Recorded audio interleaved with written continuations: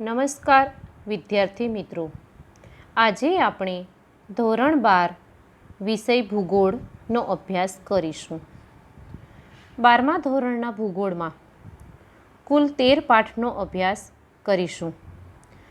આજે આપણે પાઠ 1 માનવ ભૂગોળ પરિચય. અત્યાર સુધી ધોરણ 11માં આપણે ભૌતિક ભૂગોળના વિષયનો અભ્યાસ કર્યો, તેની વિસ્તૃત જાણકારી પ્રાપ્ત કરી છે. ભૂગોળ ખૂબ જ ઉપયોગી અને રસપ્રદ વિષય છે, તે તમને અવશ્ય સમજાયું હશે.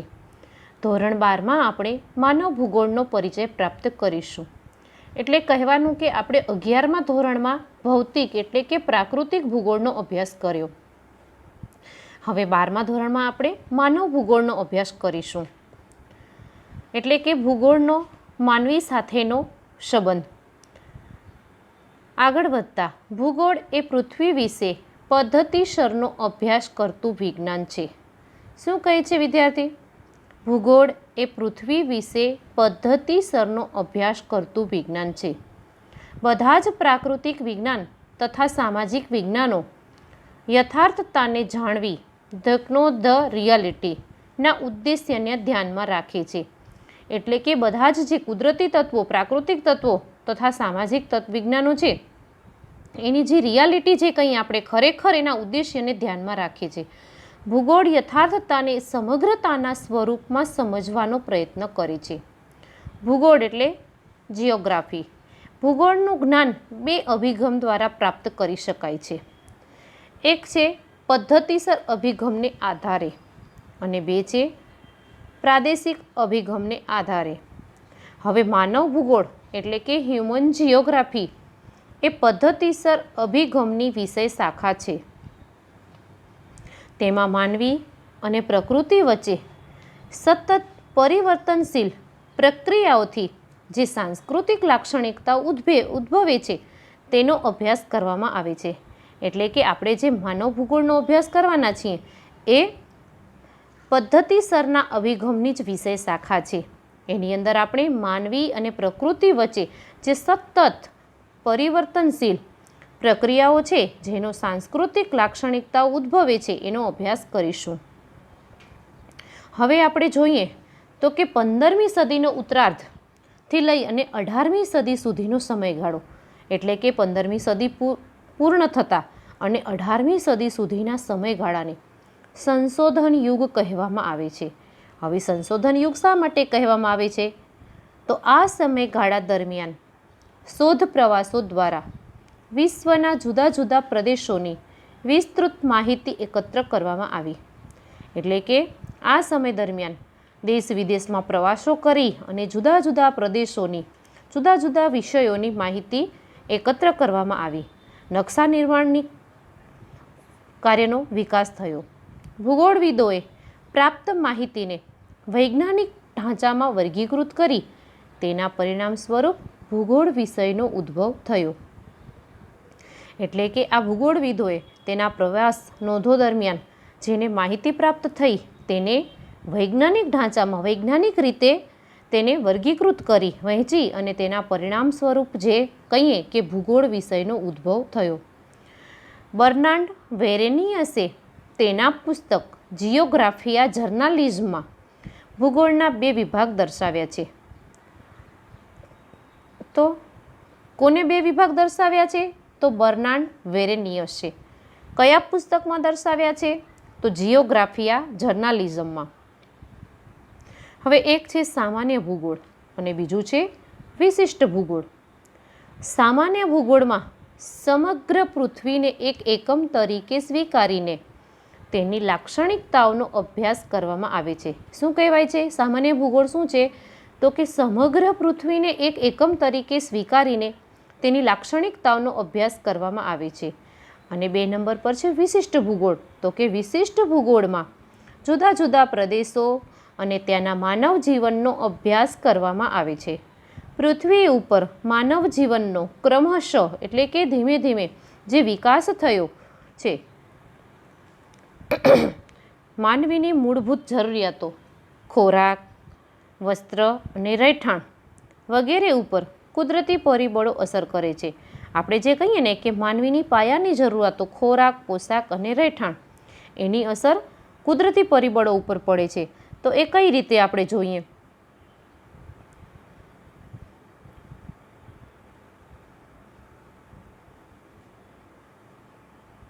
કે આપણો ખોરાક છે તો જે આબોહવા જે ઋતુ પ્રમાણેનો હશે, અલગ અલગ પ્રદેશના લોકોનો ખોરાક અલગ અલગ હશે. વસ્ત્રો તો પહેરવેશ પણ જે કુદરતી પરિબળો કહીએ એને અનુરૂપ પહેરાય છે, અને રહેઠાણ જે આવાસો પણ એને કુદરતી પરિબળોને અનુરૂપ હોય છે. જેથી કરીને કહેવાય છે કે માનવીની મૂળભૂત જરૂરિયાતો ખોરાક, વસ્ત્ર અને રહેઠાણ વગેરે ઉપર કુદરતી પરિબળો અસર કરે છે. માનવ ભૂગોળમાં માનવીય અને કુદરતી પરિબળોની પરસ્પર થતી અસરોનો અભ્યાસ કરવામાં આવે છે. માનવ ભૂગોળમાં માનવ કેન્દ્ર સ્થાને છે. હા, આ વસ્તુ યાદ રાખજો. માનવ ભૂગોળમાં માનવ કેન્દ્ર સ્થાને છે. માનવીના નિવાસ સ્થાનના વિસ્તારના આધારે તેની પ્રવૃત્તિ નક્કી થાય છે. જેમ કે મેદાની પ્રદેશમાં વસતો માનવી ખેતી પ્રવૃત્તિ કરે છે, એટલે કે જ્યાં સપાટ ભૂમિ ભાગ આવેલો છે એવા વિસ્તારમાં વસતો માનવી છે જે ખેતી પ્રવૃત્તિ કરે છે. જ્યારે જંગલમાં નિવાસ કરતો માનવ જંગલની પેદાશ એકઠી કરશે, જેવી કે લાખ, રાડ, મધ, ગુંદ આવી પેદાશો એકત્ર કરશે. સમુદ્ર કિનારે વસતો માનવ મત્સ્ય એની પ્રવૃત્તિ વિશેષ કરશે, એટલે કે મત્સ્ય ઉદ્યોગ કે માછલા પકડવા, ઉછેર કરવો આવી પ્રવૃત્તિઓ કરશે. આ રીતે માનવી અને પર્યાવરણ વચ્ચેના આંતર સંબંધોથી ઉદ્ભવતી પ્રવૃત્તિઓ દ્વારા ભૂગોળનું અભ્યાસ ક્ષેત્ર તૈયાર થયું છે. વેરેનિયસે આ બાબતને ધ્યાનમાં રાખીને ભૂગોળના વિષય વસ્તુને 3 પેટા વિભાગમાં વર્ગીકૃત કર્યું છે. હવે એક છે ખગોળ વિષયક લાક્ષણિકતાઓ, બીજી છે સ્થળીય લાક્ષણિકતાઓ અને ત્રીજું છે માનવીય લાક્ષણિકતાઓ. તો ખગોળ વિષયક તો આપણે ખ્યાલ છે કે જે ખગોળીય કે જે ગ્રહ, તારા, નક્ષત્ર વગેરે વિષયોનો સમાવેશ થાય. સ્થળીયમાં તો જે તે સ્થળની, અને માનવીય તો માનવને લગતી. હવે ભૂગોળ સંકલિત, આનુભાવિક અને વ્યવહારિક વિજ્ઞાન છે. કેવું છે ભૂગોળ? સંકલિત, આનુભાવિક અને વ્યવહારિક વિજ્ઞાન છે. ભૂગોળ પૃથ્વી સપાટી પર આવેલા વિભિન્ન તત્વો અથવા તો પાસાનો માનવના સંદર્ભમાં અભ્યાસ કરે છે. એટલે કે શું કહે છે? ભૂગોળ કેવા તત્વોનો અભ્યાસ કરે છે? તો એલિમેન્ટ્સ અને એસ્પેક્ટ્સ. પૃથ્વી સપાટી પર પ્રાપ્ત બધા જ તત્વોને તેની ઉત્પત્તિના આધારે 2 વર્ગમાં વહેંચવામાં આવે છે: પ્રાકૃતિક અથવા ભૌતિક તત્વો અને 2 માનવીય અથવા સાંસ્કૃતિક તત્વો. આ તત્વોના આધારે ભૂગોળની 2 શાખાઓ વિકસી છે. શું કહેવાય છે?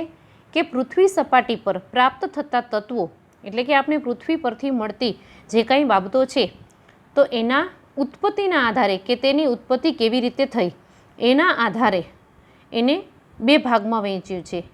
એક પ્રાકૃતિક અથવા તો ભૌતિક અને બીજું માનવીય અથવા સાંસ્કૃતિક તત્વો. આ તત્વોના આધારે ભૂગોળની 2 શાખાઓ વિકસી. એક છે પ્રાકૃતિક ભૂગોળ અને બીજું છે માનવ ભૂગોળ.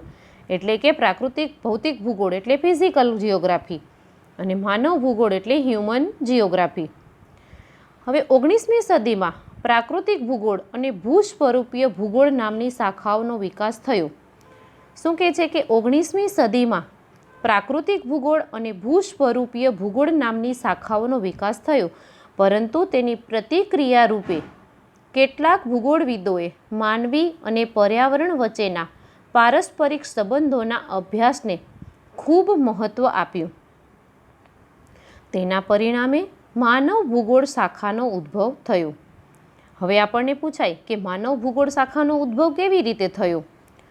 તો કે 19મી સદીમાં પ્રાકૃતિક ભૂગોળ અને ભૂસ્વરૂપીય ભૂગોળ નામની શાખાનો વિકાસ થયો, પરંતુ તેની પ્રતિક્રિયા રૂપે કેટલાક ભૂગોળવિદોએ માનવી અને પર્યાવરણ વચ્ચેના પારસ્પરિક સંબંધોના અભ્યાસને ખૂબ મહત્ત્વ આપ્યું. તેના પરિણામે માનવ ભૂગોળ શાખાનો ઉદ્ભવ થયો. હવે માનવીના ઘર તરીકે પૃથ્વીનો અભ્યાસ એ માનવ ભૂગોળનું પ્રથમ સોપાન છે. શું કહે છે?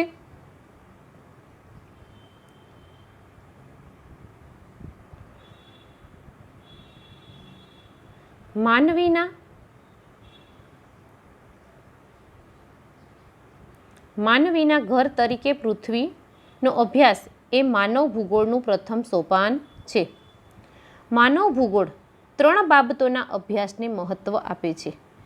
કઈ 3 બાબતો છે?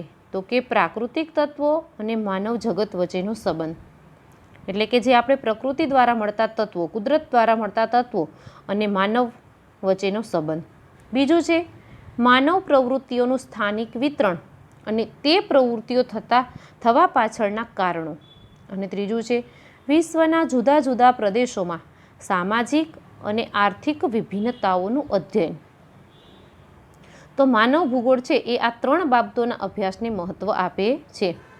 હવે માનવીની બધી જ વિકાસાત્મક ગતિવિધિઓ પર શું કહી છીએ આપણે કે માનવનો જે વિકાસ થાય છે, જે ગતિવિધિઓ છે એના ઉપર ભૌતિક પર્યાવરણની અસર થાય છે, એટલે કે કુદરતી પ્રાકૃતિક પર્યાવરણની અસર થાય છે. તે ભૌતિક પર્યાવરણ સાથે અનુકૂલન સાધીને, એટલે કે તેની સાથે રહીને સાંસ્કૃતિક પર્યાવરણની રચના કરે છે. માનવ અને પર્યાવરણ વચ્ચેના આંતર સંબંધો ગતિશીલ છે, એટલે કે માનવી અને પર્યાવરણ એ વચ્ચેના સંબંધો છે એ ગતિશીલ છે.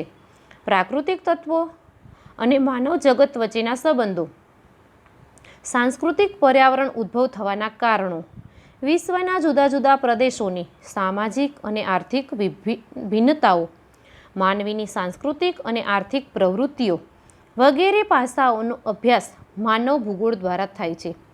હવે ચાલો આપણે એમ પૂછાય કે માનવ ભૂગોળ દ્વારા શેનો અભ્યાસ થાય છે? તો કયા કયા પાસાઓ આવશે? તો પ્રાકૃતિક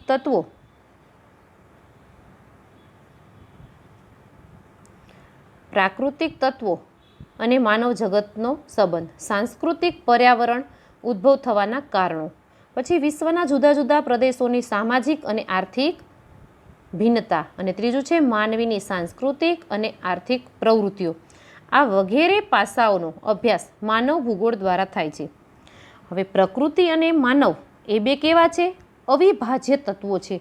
અવિભાજ્ય એટલે ઇનડિવિઝિબલ, એટલે કે તેને અલગ પાડી શકાય નહીં, તે બે જુદા પડી શકે નહીં.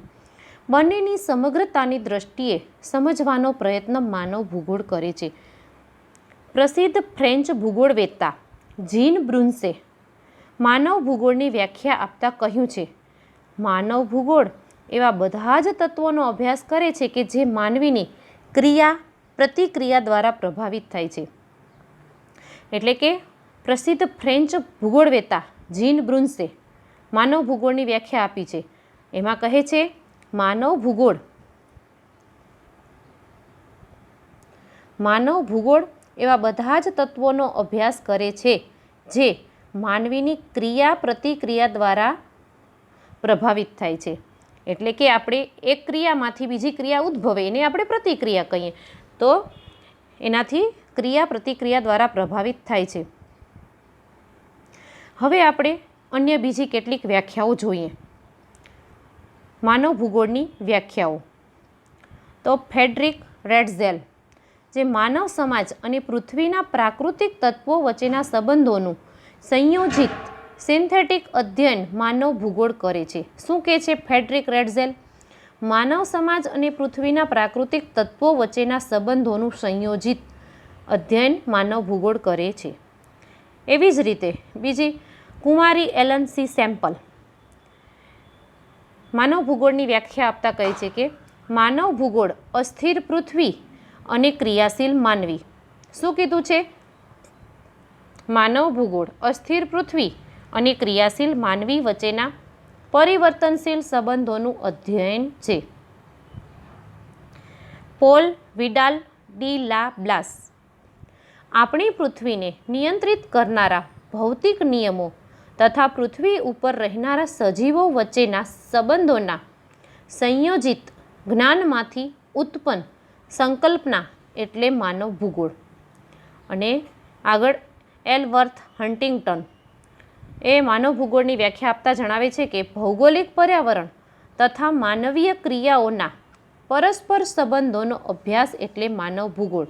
શું કહે છે કે ભૌગોલિક પર્યાવરણ અને માનવીની ક્રિયાઓ એને આધારિત જે ભૌગોલિક પર્યાવરણ છે, ભૂપૃષ્ઠ છે, એને આધારે જે માનવીની ક્રિયાઓ થાય છે અને એના પરસ્પર જે સંબંધોનો અભ્યાસ છે એટલે જ માનવ ભૂગોળ.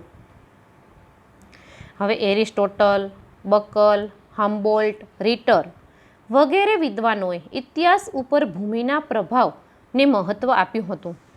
ત્યાર પછી રેડઝેલ અને કુમારી એલન સેમ્પલે ભૌતિક પર્યાવરણ માનવ ક્રિયાઓને કેવી રીતે પ્રભાવિત કરે છે તે સમજાવ્યું, જ્યારે હન્ટિંગ્ટને સમાજ, સંસ્કૃતિ અને ઇતિહાસ ઉપર આબોહવાના પ્રભાવને સમજાવ્યું.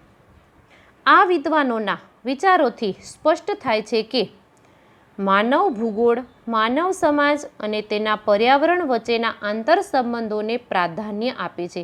એટલે કે માનવ ભૂગોળ છે એ માનવ સમાજ એટલે કે આપણે આવી માનવ સમાજમાં અને તેના પર્યાવરણ વચ્ચેના જે આંતરસંબંધો છે તેને પ્રાધાન્ય આપે છે.